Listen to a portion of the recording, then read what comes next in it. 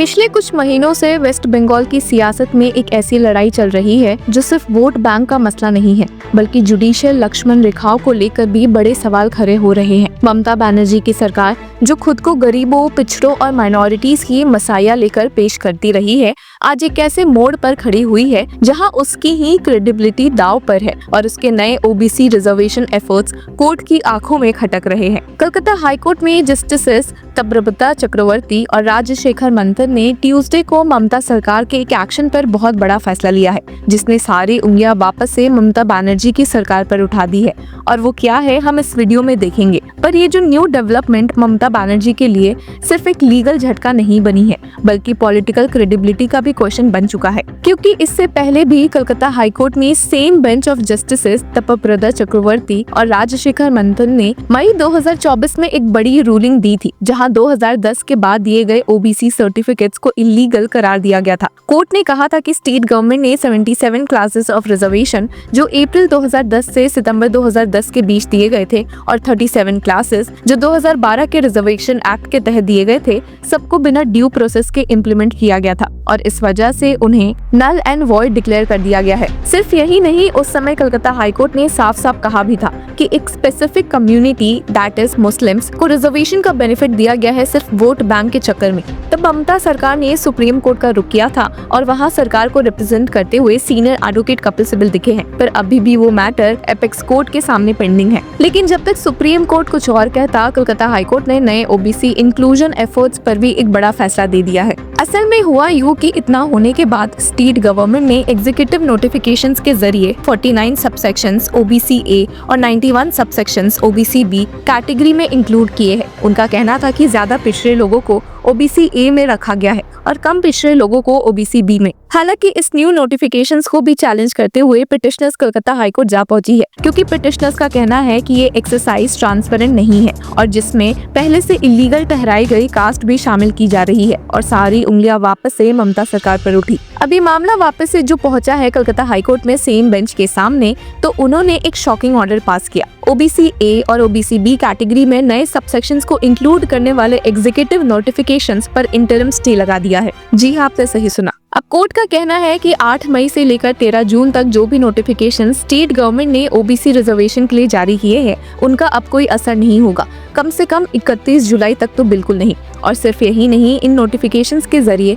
जो भी consequential actions लिए गए हैं, उन सब पर भी स्टे रहेगा। अब सवाल ये उठता है कि ममता सरकार ने 49 नए सबसेक्शंस को ओबीसी ए कैटेगरी में और 91 सबसेक्शंस को ओबीसी बी कैटेगरी में कैसे ऐड कर दिया बिना पूरे कॉन्स्टिट्यूशनल और लीगल प्रोसेस के। सरकार का कहना था कि जो ज्यादा बैकवर्ड लोग हैं उन्हें ओबीसी ए में रखा गया है और कंपैरेटिवली लेस बैकवर्ड कम्युनिटीज को ओबीसी बी में। कलकत्ता हाईकोर्ट ने ये भी हाईलाइट किया कि नई ओबीसी लिस्ट प्रिपेयर करने के लिए जो पोर्टल लॉन्च किया गया था, जहां लोग कास्ट सर्टिफिकेट सबमिट कर सकते थे, उस पे भी स्टे लगा दिया गया है। मतलब अब सरकार नए ओबीसी इंक्लूजन के लिए कोई डिजिटल या मैनुअल प्रोसेस नहीं चला सकती। इस डेवलपमेंट के तुरंत बाद ममता बनर्जी ने अपनी कैबिनेट मीटिंग में सारे मिनिस्टर्स को निर्देश दिया कि ओबीसी लिस्ट के बारे में मिस इन्फॉर्मेशन ना फैलाए। उन्होंने ये भी कहा कि जो नई ओबीसी लिस्ट बनाई जा रही है, वो कोर्ट के ऑर्डर्स और West Bengal commission for backward classes की रिकमेंडेशन के बेसिस पर है। लेकिन हाई कोर्ट का इंटरिम स्टे कुछ और ही स्टोरी बताता है। इस पूरे मैटर में सबसे ज्यादा पॉलिटिकल मैसेजिंग जो निकल के आती है वो ये है कि ममता बनर्जी की सरकार पहले से ही सुप्रीम कोर्ट के रेडार पर है, क्योंकि एपेक्स कोर्ट ने ये भी ऑब्जर्व किया था कि रिजर्वेशन किसी कास्ट या कम्युनिटी को सिर्फ रिलीजन के बेस पर नहीं दिया जा सकता। और अगर ग्राउंड पे ये सब हो रहा है तो सरकार का मकसद क्लियरली वोट बैंक पॉलिटिक्स लगता है, लॉ एंड कॉन्स्टिट्यूशन का नहीं। और इसी कंटेक्स्ट में जब ममता बनर्जी का कहना आता है कि लोगों को ये समझना चाहिए कि ओबीसी लिस्ट कोर्ट के कहने पर बनाई गई है, तो ये पब्लिक को कंफ्यूज करने की भी कोशिश ज्यादा लगती है, स्पेशली जब हाईकोर्ट ने खुद उन नोटिफिकेशंस पर स्टे लगा दिया हो। ये भी याद रखना चाहिए कि सरकार ने हाल ही में 76 नए कास्ट को ओबीसी लिस्ट में शामिल करने की अप्रूवल दी है, जिसे पहले से एग्जिस्टिंग 64 एथनिक ग्रुप्स के साथ जोड़ दिया गया है। ये सब तब हुआ जब सुप्रीम कोर्ट में पहले ही मैटर पेंडिंग है। तो सवाल ये भी उठता है कि क्या ये जुडिशियल प्रोसेस का कंटेम्प्ट नहीं? क्या सरकार इंटेंशनली कोर्ट के डिसीजंस को प्रीएम्प्ट करना चाह रही है ताकि अपकमिंग इलेक्शंस में कास्ट बेस्ड पॉलिटिक्स का फायदा उठा सके?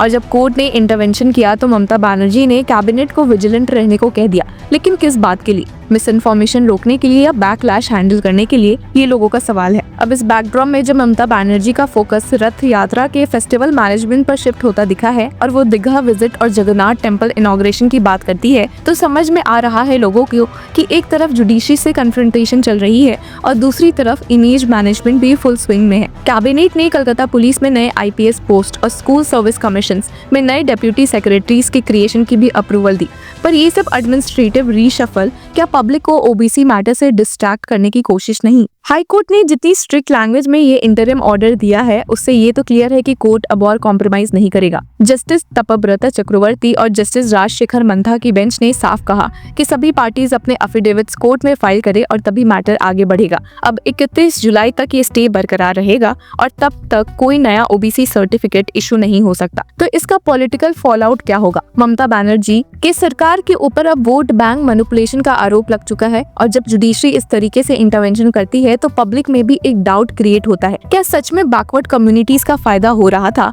या ये सब एक प्लान्ड इलेक्टोरल मूव था? और यहाँ ये भी याद रखना चाहिए कि जब भी ममता सरकार के खिलाफ जुडिशरी में कोई रूलिंग आती है तो तृणमूल कांग्रेस की तरफ से या तो फेडरलिज्म का राग छेड़ दिया जाता है या विक्टिम कार्ड खेला जाता है, पर इस केस में जुडिशरी का स्टैंड काफी असर्टिव और कॉन्स्टिट्यूशनल है। आखिर में ये कहना गलत नहीं होगा कि ये इंटरिम स्टे ममता बनर्जी की सरकार के लिए एक बड़ी हार है, लीगल भी और मॉरल भी। ममता बनर्जी चाहे जितने भी कल्चरल फेस्टिवल्स में शामिल हो जाए या नए एडमिनिस्ट्रेटिव पोस्ट क्रिएट करे, जब तक जुडिशरी का ट्रस्ट वापस नहीं जीत पाती तब तक OBC रिजर्वेशन का पूरा मुद्दा उनके पॉलिटिकल नैरेटिव में एक परमानेंट डेंट बन चुका है। 31 जुलाई का इंतजार रहेगा जब कलकत्ता हाईकोर्ट इस मैटर में फर्दर डायरेक्शंस देगी। तब तक वेस्ट बंगाल की पॉलिटिक्स में OBC रिजर्वेशन का ये टसल एक सेंट्रल थीम बना रहेगा और ममता सरकार के लिए ये एक और अग्नि परीक्षा होगी कि क्या वो लीगल फ्रेमवर्क का सामना करते हुए अपने नैरेटिव को सुधारेगी या फिर सिर्फ सिंबॉलिक पॉलिसीज तक ही सीमित जाएगी। तो व्यूअर्स, आपकी क्या राय है हमें कमेंट सेक्शन में जरूर बताएं और तब तक के लिए keep following law Chakra. Hello law lovers and justice seekers, welcome to law chakra.